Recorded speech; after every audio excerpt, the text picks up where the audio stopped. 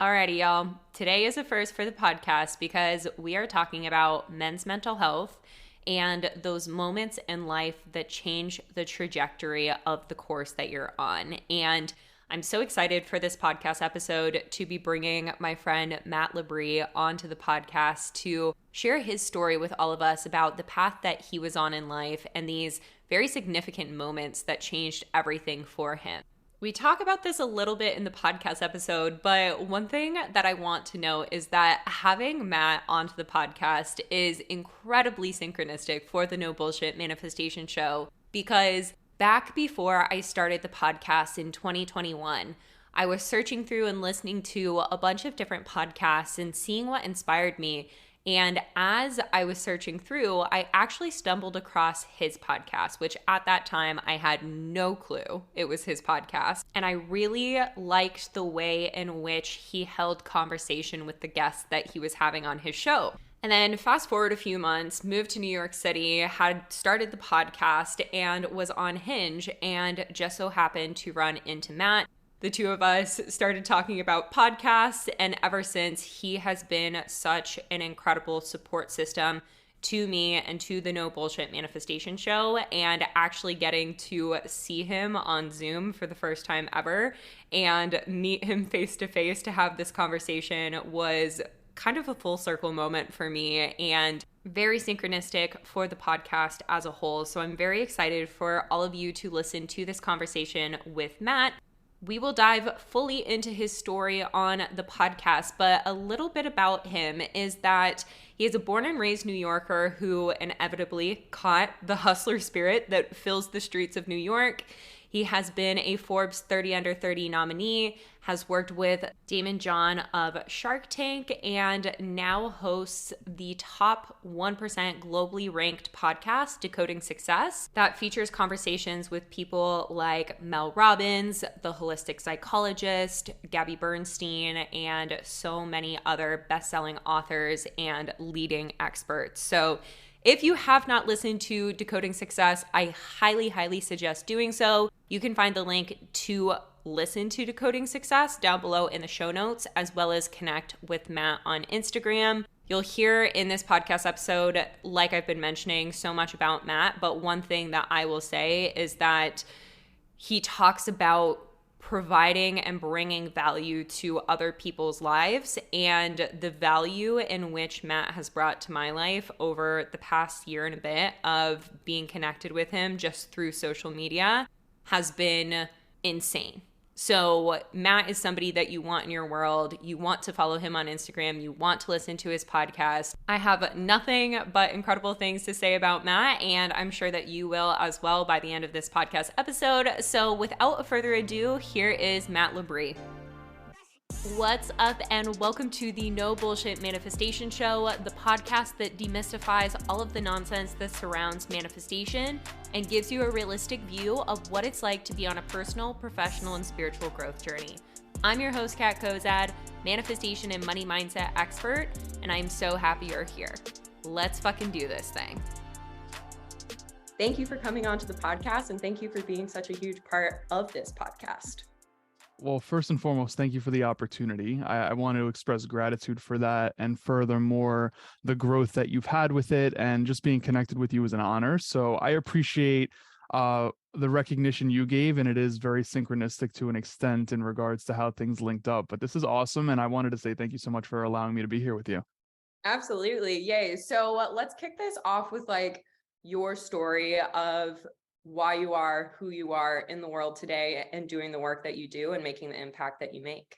Yeah, that's a very loaded question, but I'll try and sum it up to the best of my ability.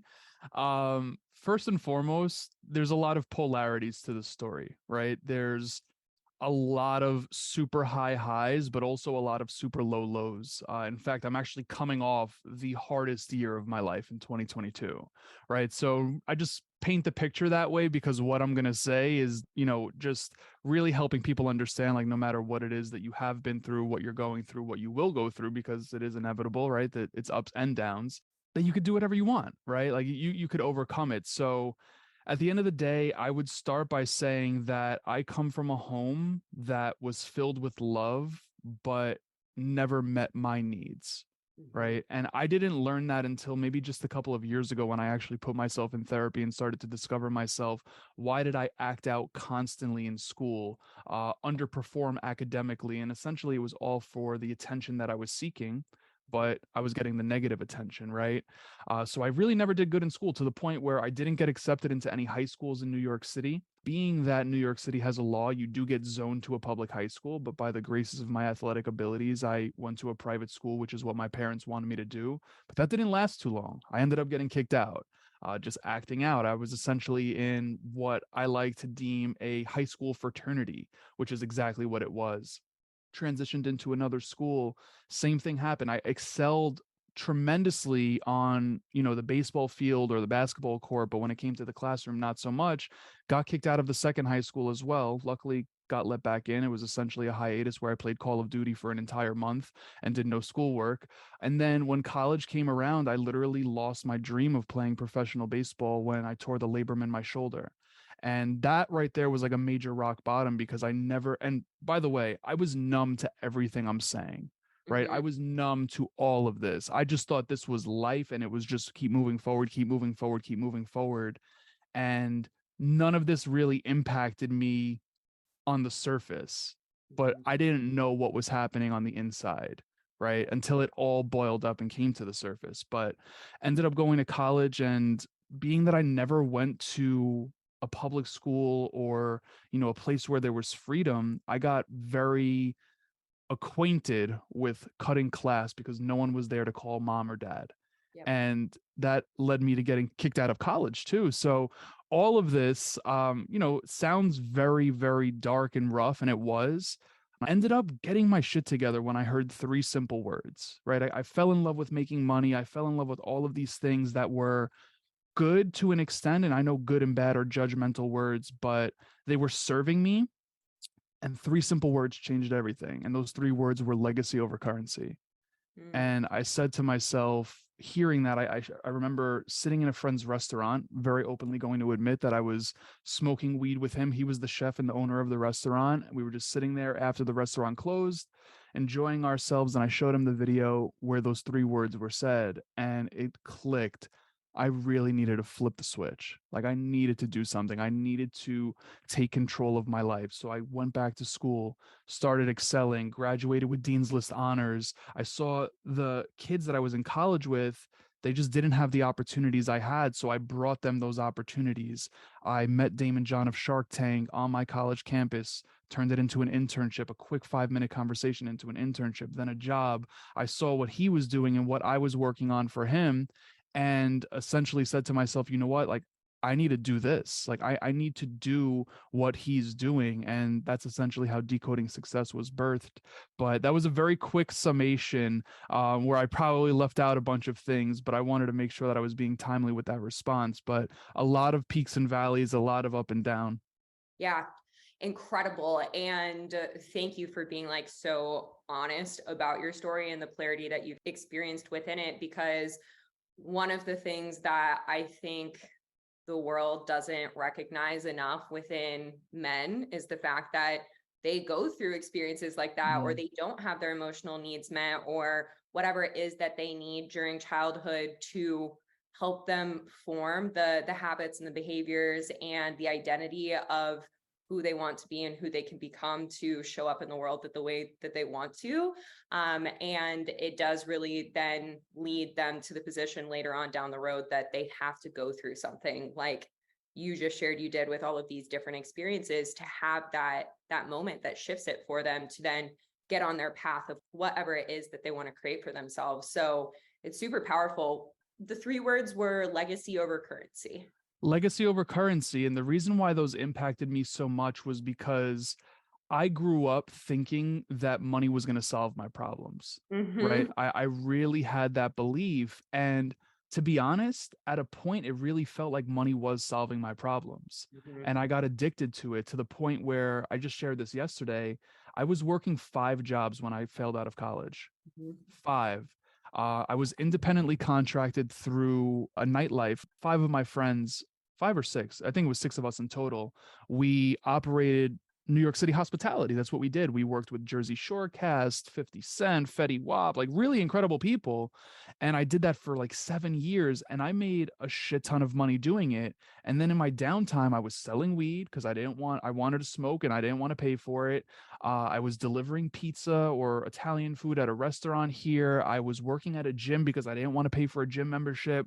Yep.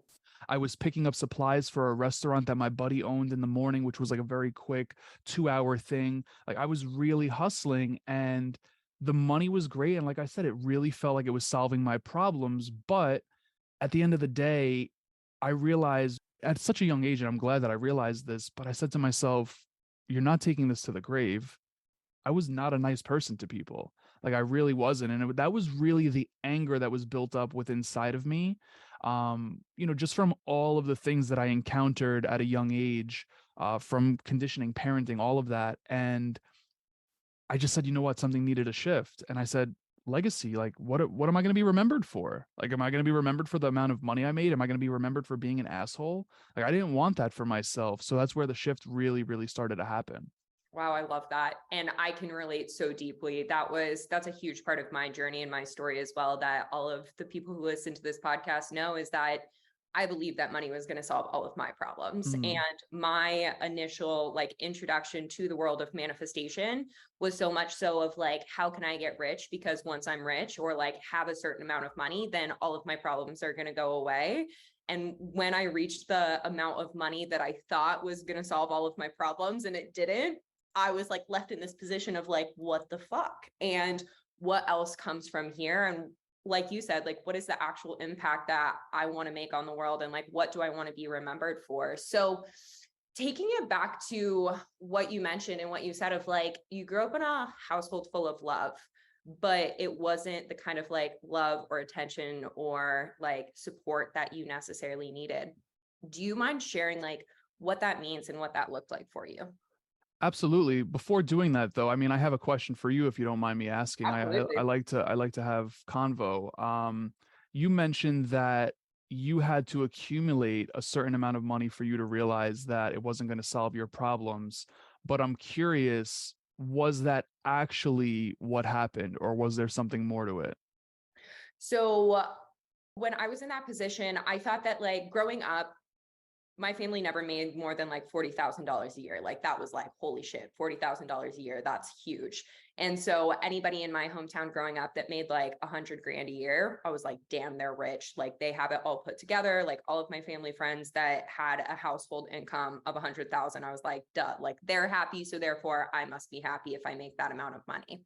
And so at 10 months into my business, I hit my first $100,000 and I worked my ass off to get to that place, hustled day in and day out to make it happen. And once it did, really just kind of hit this like scary moment of like, okay, like nothing's really changed.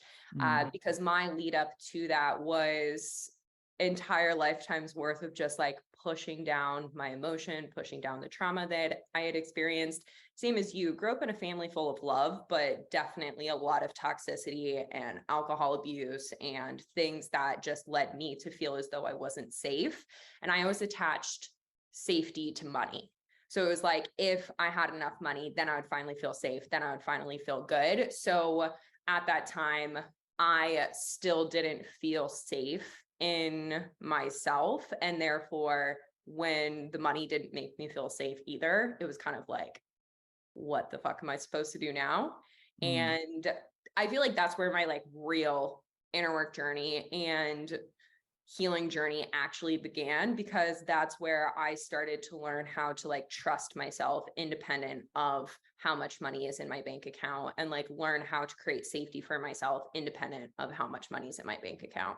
Yeah, that makes sense. It's funny. I'm reading this book right now called The Secrets of the Millionaire Mind. Have you read it? Mm-mm. It's a really, really good book, and it talks about the programming that we have around money, Mm-hmm. right?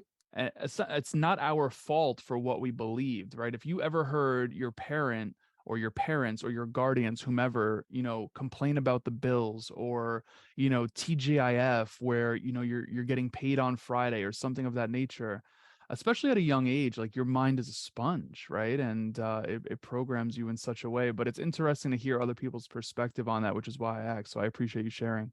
Absolutely.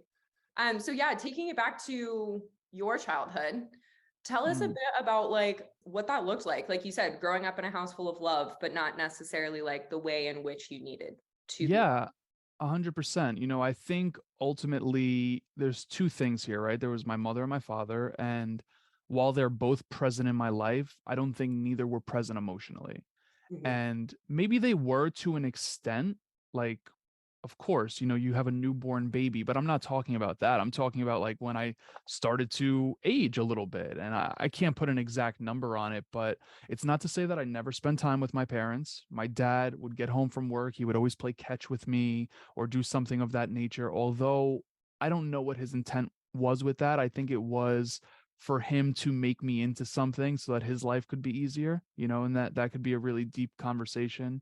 Also, I never felt like my dad was actually a dad with me. Like I never and I didn't know how to ask for things. I was just a kid. I was never taught how to ask for help. So, for example, never once had a conversation with my dad about sex, never once had a conversation, still to this day, like Mhm. never once had a conversation with my dad about relationships. Maybe like once that happened. And it almost seems as if my dad looks up to me and I'm his parent to an extent, right? And then on the flip side with my mom, my parents are divorced. So I felt like whenever I was spending quality time with my dad, my mom wasn't present. Mhm. And I also feel like it was rare for me to ever spend quality time with my mom. Like I feel like she was so isolated because she was operating from such a masculine standpoint where, and it's not a bad thing, like she excelled in her career tremendously. Like I give her so much credit for what she's been able to accomplish career wise, but I feel like she would get home and then the tank would be empty and I'm getting home from school and it's just like, "Hey mom, like see me." And it was never a thing. Furthermore, to the point where when my sister was born, my mom gave her everything I was seeking. But I think this is my thought process on it. My mom lost her mom at a very young age. I think my mom's mom was 32 when she passed away, Yeah. which is pretty young. Maybe I'm sorry, maybe I'm lying. Maybe it was 52. Regardless of what it was, I just feel like my mom cherished her relationship with her daughter to fill the void of whatever she experienced, and that hurt me in return. So I'm kind of here just like solo, like I felt very, very solo, and I still do, right? These are things that are still being worked on, Yeah. but that's exactly what it was. And I never got the attention or recognition unless I achieved. Yeah. And I never achieved academically until college, when I got my act together. I achieved all the time in sports, but my mom never cared about that. My mom rarely ever came to my games after my parents were divorced. And that hurt because that's when things were getting serious. That's when colleges were starting to watch me. I mean, I'm 6'5". I threw the ball over 80 miles an hour at 17 years old. Like I was on a great path and she was just never there. And I never wanted my dad there because of the way he acted, so it's such an interesting dynamic, but that's what I'm essentially healing or working on to parent myself at this point. Totally. It's so interesting what comes up for me as you say all of that. A lot of the times in the world of like manifestation, people think that it's only like trying to attain the material things or like get the house, get the car, whatever it Mhm. is. But when we talk about what you're talking about right here, like what you experienced growing up, these dynamics between you and your parents, it's like what manifests from that is the behaviors that you're talking about, whereas like acting out to try and get attention. And although consciously we can look at it and be like, why would you act out? Like, that's not the kind of attention you want. It's like subconsciously, it's like that's the manifestation of you trying to get attention in any sort of form Yeah. and gain love in any sort of form. So it's so powerful for you to be able to share that experience with everybody because whether you're a man or a woman listening to this conversation, I can imagine that you can see parts of yourself in Matt's story of your dynamic with your parents and how you allowed the dynamic between the two of you manifest into your behaviors and the way that you showed up for life because of that. And tying it back into what I was saying with like, I think that men specifically aren't given as many resources or like as much grace or whatever it may be in the world of mental health. I'm super curious, Matt, like what did it look like for you when you first started to recognize like, I can't sort through this shit on my own, or like don't want to sort through this shit on my own. And I do need support from somebody else to understand how to unpack this. Yeah, absolutely. I mean, I think that for me, I was always someone that was down to do what I thought was the work, right? And at the time, I'm 30 now. So when I started therapy, it was in 2020, 3 years ago. So I was 27. And before that, before 27, I was under the impression doing the work was going to the Tony Robbins event and doing this and I did all of that, which was great. And I'm not saying they weren't beneficial. Like I loved walking on fire and I loved, the rah-rah and the Kool-Aid and all of that. Yeah. But it actually happened because in 2020, I was in a relationship and I found myself feeling dysregulated. I felt myself getting anxious in conflict and not speaking my mind and people pleasing and this that and I didn't know these words then, right? Like I didn't know what was actually happening. And I said to my partner at the time, I said, listen, like I'm going to try therapy. Like I need to do something. Like I can't move forward feeling the way I'm feeling. Mm-hmm. And I don't know what it was that actually led me to choose therapy. Like I have no clue, but it was just that was the first thing that I thought of. I attached anxiety and therapy, and it's not a bad thing to attach the two, but that's what led me to it. And essentially going through it, there's a lot of frogs you have to kiss in therapy just to make sure you found the right one. But I got lucky. And I think the woman that I found right away was like the woman that I needed to speak with at that particular time. I no longer work with her. And she really helped me wake up. She really, really helped me wake up. And I've never once had conversations with anyone in 27 years. Like, imagine you went 27 years of your life and never once peeled back a layer to let someone in.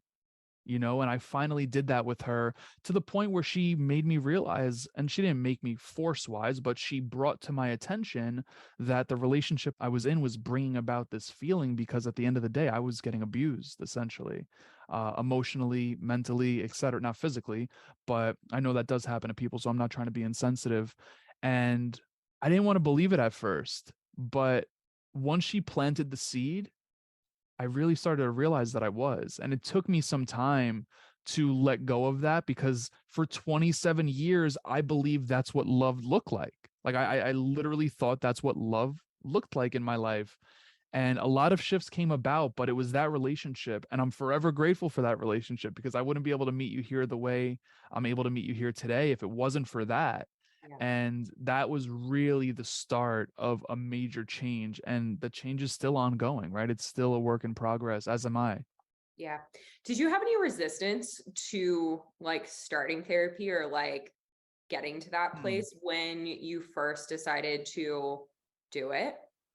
I didn't because I've always been an action taker. I've always been the type of person that's on the cliff, will jump off and build a plane on the way down. Yeah. Like that's just the way that I've operated. And I don't always suggest operating like that. I've learned from I'm the experience. same way. I've definitely learned from experience, but with therapy, I think I was looking for change instantly.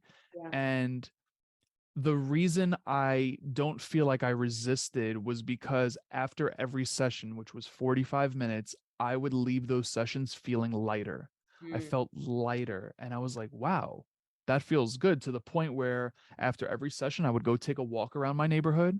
I would literally voice note my boys, my friends, and I would just be like, yo, dude, like you got to try therapy. This shit is fucking awesome.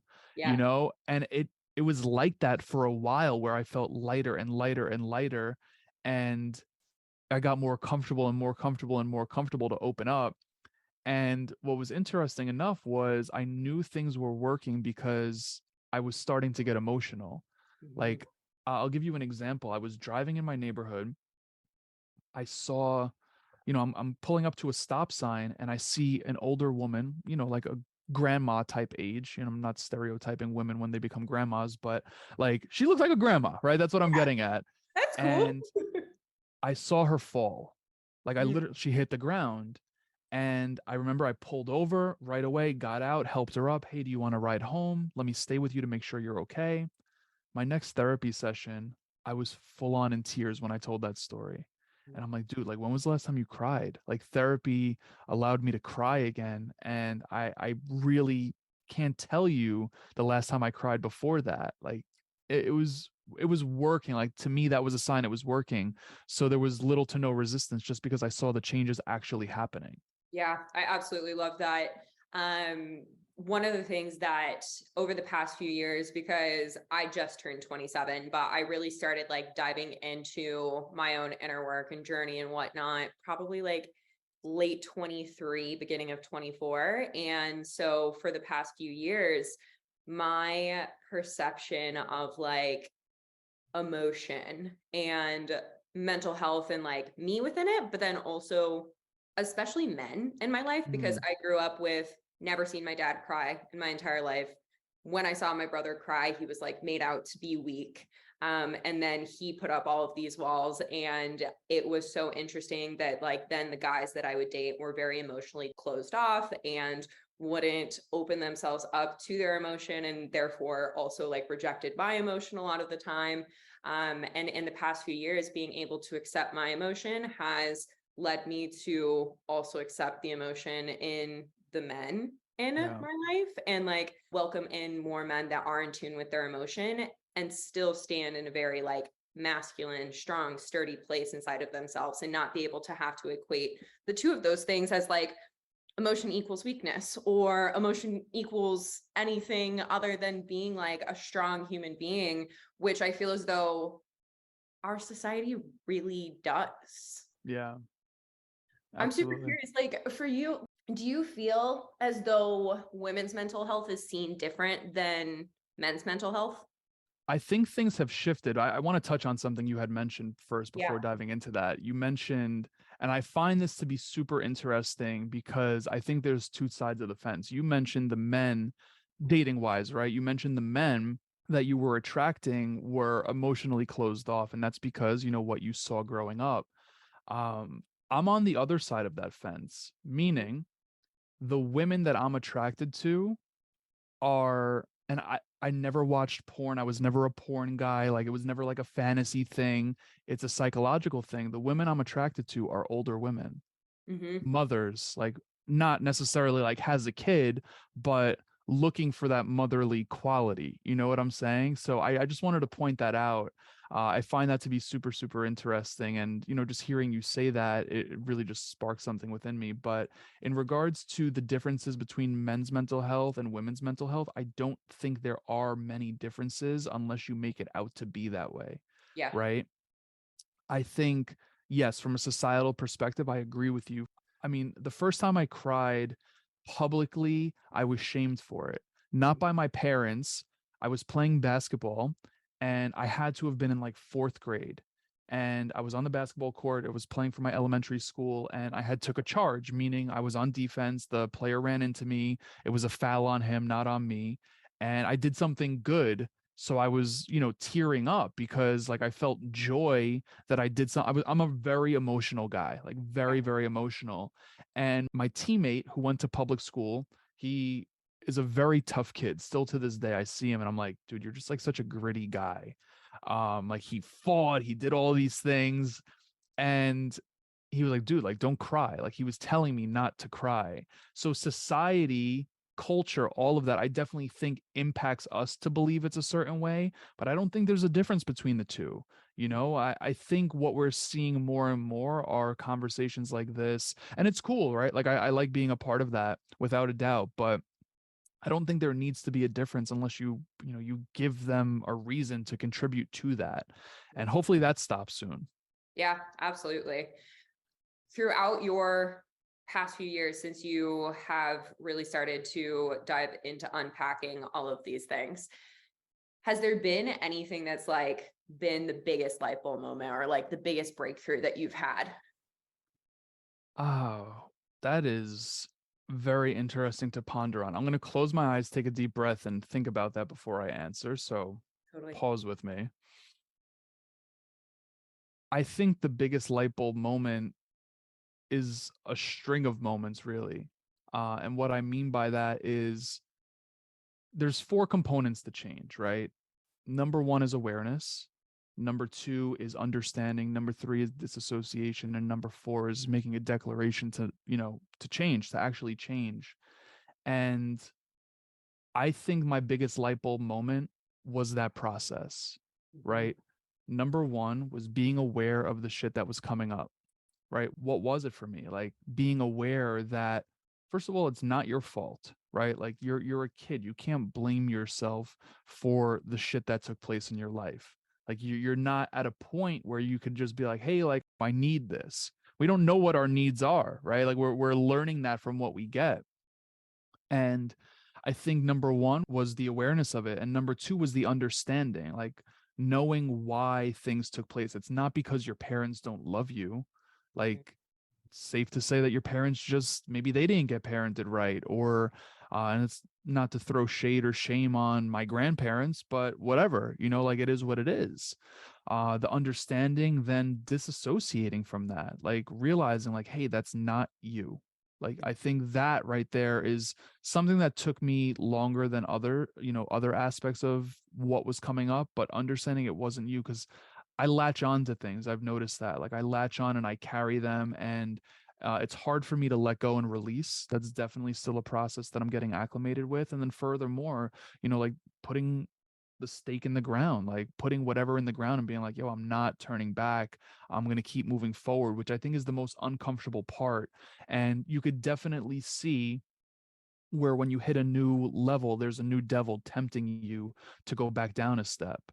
And that's happened many times in my life. And I see it all the time, right? Because it's so much easier to go back to what's comfortable, to what we're familiar with, versus then going forward. And I think that was the biggest light bulb for me, was seeing that process transpire and really come about over everything, right? Like just being able to have this conversation shows me that, Mhm. because years ago I could have potentially faked this conversation. I'm a Yeah. storyteller. That's what I get paid to do professionally. I'm a storyteller. um Now it's a totally different person. So that process, the four aspects of change. I love that. And I want to just recite that back to the listeners really quick. Those four things that you mentioned, which was first is awareness, second, understanding, third, disassociation from it, and fourth, Yeah. declaration. Because in my process that I teach my clients, that's essentially it. It's like Mm. becoming aware of the fact. And this is, I remember back in 2020, I had just gone through like a really, really challenging period of life. And I was in the midst of probably like the second or third coaching container I'd ever been a part of. And one of the things that they said to me in that was, it's not who you are, it's what you learned. Mm. And that hit me so deeply because up until that point in my life, I had identified so deeply with all of these things that I had done growing up and like the moments that I felt as though I was a fuck up or a failure and all of it. And then to be able to come to the place of, oh my gosh, this isn't who I am. This is what I learned, and walk myself through those four steps to change has time and time again allowed me to evolve into a different version and what I see as a greater version of myself. But also, like you said, hell yeah, there's those moments where like the new levels, new devils come up and Oh are like yeah. temptation to bring you back to past versions of self or lead you away from what it is that is ultimately for your highest good. Absolutely. I had this woman on my show. Her name is Vienna Farron. She's Mm-hmm. incredible. We had such a good conversation. And I asked her, I'm like, before I told her what my version of seeing growth in ourselves is, because sometimes it's hard to identify, right? Like we can get so caught up in day-to-day life. I said to her, like, how do you know that you're actually growing? And Mm-hmm. she gave a great explanation. And her explanation was essentially like, from a relationship perspective, if you were in a, God forbid, and sometimes it does happen, if you were in a abusive relationship for 10 years, right? You get the courage to remove yourself from, because that's what it takes. It takes courage to step away from that.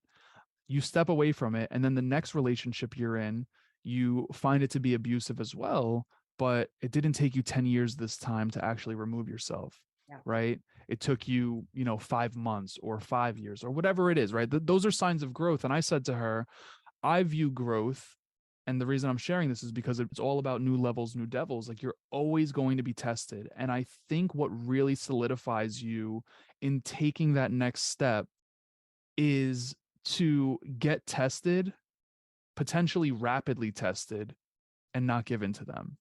Yep. And then those tests diminish. And they might pop up every now and then, but I think that is one of like the ultra ways of seeing your growth. If the tests are coming up, that's a sign that you're growing. Because if the tests aren't coming up, you're probably stagnant, right? And that's okay to have moments in life where you're just, coasting. Like, that's a part of it. That's a part of the ride, without a doubt. Think about when you go on a roller coaster. Although I do not go on roller coasters, I've been on a few and I do not go on those anymore. Yeah. There are moments that are just straight, so but yeah, I think that was a really powerful share. Yeah, absolutely. I love what you're saying with that. And always on the No Bullshit Manifestation Show, I love to keep it 100 with everybody who's here, is like the moments of coasting coming into this year, 2023. I was like, this year I want to coast. Like, no fucking way do I want to have to grow or do anything, because last year kicked my ass. It was the hardest year of my life by far. And I love that you also said that it was the hardest year of your life, because I feel as though a lot of us who are on this path kind of collectively go through things together on our own journeys. But beginning of the year, I was like, fuck no, like I'm not going through anything challenging this year. And then literally like a week after my 27th birthday, felt like my entire world just flipped on itself. And in the past, I would have freaked out. I would have tried to numb out. I would have tried to run away from it. I would have moved. I would have done something. And allowing myself to like actually just sit in it and be okay with the fact that I was questioning everything and was confused and didn't know the answers, but still was open enough and vulnerable enough to share that with the people in my life, as opposed to like hide and numb out, was one of the, I think, biggest signs of growth I've seen inside of myself in the past 3 to 4 years. And I love that. yeah, just like wanted to share that because everything that you just said resonated so deeply with me. Yeah, I think, I don't know what it was. I had this conversation with so many people. One of my clients, like, she's multi-millionaire many times over, New York Times bestselling author. To see her go through it last year, the reason I'm saying this is because I know so many people across the globe. One of my best friends is in Australia. She had the hardest year of her life in 2022. Yeah. My client, like, no matter how much money she made, no matter how much achievement she has under her belt, she said, Matt, like, I was like frozen. It was the hardest year of my life. And I don't know what it was. I had this conversation with Alexi Panos on my show, and she said the same thing, like 2022, hardest year. Like, I don't get what it was, what was happening in the world, but I mean, a lot of people went through it, and hopefully, it's hard to say that hopefully we don't experience that ever again, because it's bound to happen to an extent. But I'm with you. I mean, sometimes you just want to coast, or sometimes you just want to go up. And I'm glad to hear that, you made the changes and you didn't choose to numb out or whatever the case may be. That's powerful. That's your own growth. Yeah, absolutely. I have theories on everybody having hard years last year, but I feel like part of it is the fact that I believe in the breakdown before the breakthrough. I know a lot of Yeah. people don't believe in that, especially in the world of manifestation, because it's like your beliefs create your reality. So therefore, if you believe you're going to have a breakdown, then you're going to have a breakdown. But if you believe that it just gets easier and easier, then it gets easier and easier. And I'm like, yeah, but that dismisses the fact that we're human beings. So like, if we can acknowledge the fact that we're human beings and that like polarity is always going to happen and that we're going to ride the universal law of rhythm and just like accept that as opposed to resist it, I feel as though these more challenging times become a hell of a lot easier, quote unquote easier. They don't, but at least we can have a level of acceptance for them. But I feel like the collective breakdown last year is going to lead to some really fucking awesome things over the next few years. I want to ask you a question. You just mentioned your beliefs create your reality. Do you believe that to be true? I feel like to a certain extent, yes. I feel as Okay. though it's your beliefs, your behaviors, and your emotional state. And within all of that, especially when it comes to like traditional manifestation, it's very much so just your words create your reality, or just your beliefs create your reality. And while that's a component of it, I think that your beliefs actually influence the other aspects of your life that are going to have a bigger or larger effect as to what's creating your reality. So then let me ask you this. And the reason I'm asking this is because this is actually all in the book that I just mentioned. Oh yeah, the millionaire mindset one. Yeah, I always botch the name. I think it's called The Secrets of the Millionaire Mind. And I'm curious to learn from your opinion, perspective, experience, etc. If your beliefs create your thoughts, your reality, etc., what creates your beliefs? Past experience to a certain Yeah. extent, like the programming that you have Yeah. growing up, where you learned it from, the influences that you had in your life. Although recently, and this is something that like has definitely shifted a lot of my perspective, is I've become so much more in touch with spirituality and like Mhm. intuition recently. In the past, I didn't trust my intuition to the extent that I feel as though I do now. And over the past, honestly, just like few weeks, few months of honoring like what feels like intuitive pulls or like intuitive thoughts that don't typically come through for me, I've been led to like greater awarenesses and expanding myself in ways that I feel as though I haven't in the past. And being in like the field of work that I am in and like the communities that I'm a part of, I'm connected to a lot of people who are like psychic intuition or like Mm. mediums and whatnot. And after I honor my intuition, oftentimes I'll like receive a message from them where it's like, hey, like just got this ping to reach out to you. Like, I feel as though you're going through some sort of shift, or like, I feel your energy right now. And it's been like such a confirming thing that while yes, beliefs come from our programming, conditioning, what we experience growing up, I feel as though we're also connected to like source, spirit, God, the universe, Sure. whatever somebody wants to call it. And that's also creating part of our belief. Yeah, I agree. It's funny. I'm gonna botch what he says in the book, but you nailed it for the most part. It was oftentimes people think it's thoughts, actions, results, but it's really programming thoughts, actions, results, right? Something along those lines. I think I'm botching it to an extent. There might be like one more component in there, but I wrote it down because I want to check after. I don't have the book next to me, otherwise I would grab it. But yeah, that very much so aligns with what he was saying. Yeah, cool. I love that. Well, Matt, I could talk to you forever, but I have one last question for you, which is if you could give our listeners one piece of no bullshit advice, what would Hmm. you tell them? I'm getting the chills just getting ready to say it. It's something that I had learned from an incredible individual. I didn't come up with this. It's from a gentleman named John Gordon. Are you familiar with him? He's wrote. Yeah.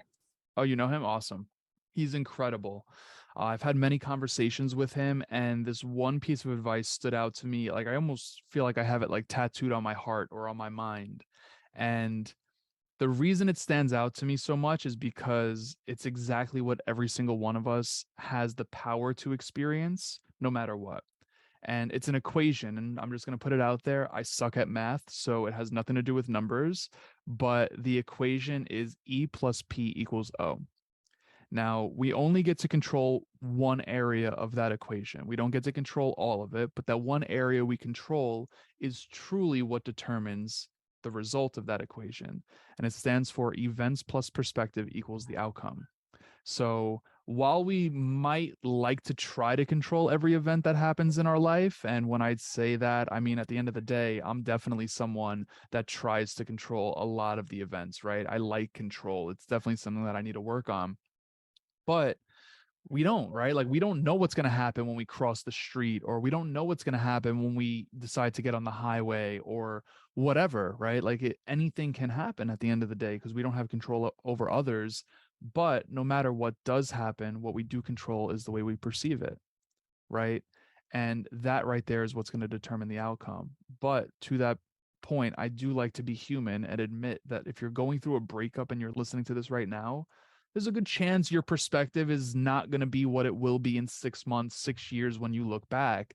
So, be gracious with yourself as you apply that. But that right there has been life changing. And the reason it's so life changing is because whenever I am going through something, I'll journal about it, I'll write it out. And then when I look back on my journal, I'm like, you know what? This is what I learned from that. Like, this is truly what I learned from that. In the moment, there was probably anger, there was probably like many fuck yous or whatever. But at the end of the day, events plus perspective equals outcome. Focus on that perspective. I love that. So good. And I lied. I have actually one more question for you. Yes, I'm chilling. Yeah, I'm good. I'm here for it. Okay, so back at the beginning of our conversation, those 3 words that changed your life: legacy over currency. What's the legacy that you want to leave behind? I wanted, and I'm going to answer this in reverse. I want people to walk away from interactions with me saying that I've helped them in some way, shape, or form, saying that I was of value in some way, shape, or form. And the reason being is because, like I said, I regrettably so, right? And I know everyone says live with no regrets, but I hurt a lot of people, like in my late teens and even before that. Like, I hurt a lot of people just because I very much so fell in the trap of being the asshole to women, Mm-hmm. but it worked for me. Like, that was my tactic that worked, right? And it's sad to admit, but it's true. Like, when I was younger, I was the asshole. I was someone that negged. I would, poke fun, and sometimes way too much fun, but that was my tactic that worked. And I look back on it now and I'm like, where are my relationships with those women? Like, we're not even friends, and it's not cool. Like, it's just not cool. And of course, you could always go and apologize, which I have done to numerous people. But I want my legacy to be the opposite of that. I Yeah. want my legacy to be people walk away and say, I felt value from my interaction with Matt. I felt, that my interaction with Matt has led me to growth or led me somewhere positive versus negative. And of course, you're not going to be able to control all of those outcomes, but ultimately that's the legacy. And I can go a lot deeper on that, but I'm going to hold off. I actually have written my obituary. Which is a practice that I was taught a few years back, and I need to update it without a doubt because what I've wrote down is definitely in need of updating. But that is a practice that I suggest many people do, because if you really want to reverse engineer how you want to be remembered, that's a good start. Damn. Yeah, I've never heard of that before, but totally makes sense and is incredibly powerful. And I can say to you, just from the year and a half that we've known each other in the online space, because it's the first time we're actually seeing each other face to face over Zoom, that I've walked away from every single conversation that we've had with like, damn, like Matt just provided so much value to me in my life. And you've never like asked or needed or wanted anything in return. You've just I shown up and appreciate been it. like such a top tier person. So thank you so much for this conversation. Thank you for all of the value that you bring to my life. And for all of the listeners who have enjoyed this conversation, where can they find you and what you have going on that they can be a part of? Well, first and foremost, I want to express gratitude to you for the opportunity, and furthermore what you're putting out into the world. I had said that to you in the message that I sent. Like, you're doing awesome stuff, and I'm here to support it any which way. So I just wanted to let that be known first and foremost. And I think the best way to get in touch with me is honestly on Instagram. Like, that's pretty much where I hang out the most. I probably hang out there too much. But I but I answer all of my DMs. No one else is on my page. I have a lot of interactions daily, and I'm open to helping and being a source or being of value to anyone that reaches out. So it's just MATT_LEBRIS, Matt LeBris _ Matt LeBris. But yeah, I have a lot of fun with that, and that's really it. I mean, to be honest, just the podcast, right? I had mentioned to you that we just moved into a studio. It was the most nerve-wracking thing I've done in a very long time. I was nervous as all hell.